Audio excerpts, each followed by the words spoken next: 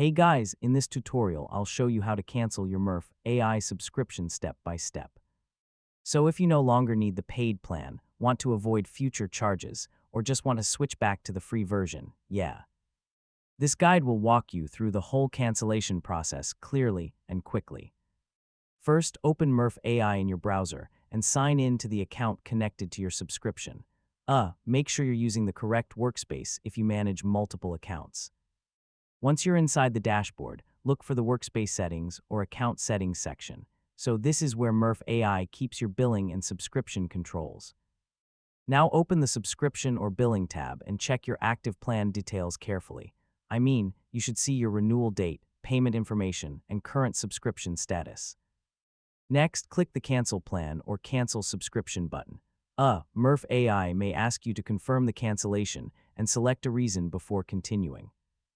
Follow the on-screen prompts and confirm the cancellation request completely. So don't close the page too early because the process may require a final confirmation step. After canceling, your subscription usually stays active until the end of the current billing cycle. This means you can normally continue using premium features until the renewal date arrives.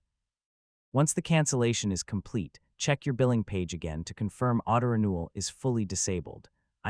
It's always smart to verify everything before leaving the account. And that's basically how to cancel your Murf AI subscription from start to finish. After following these steps, your subscription should stop renewing automatically without any confusion.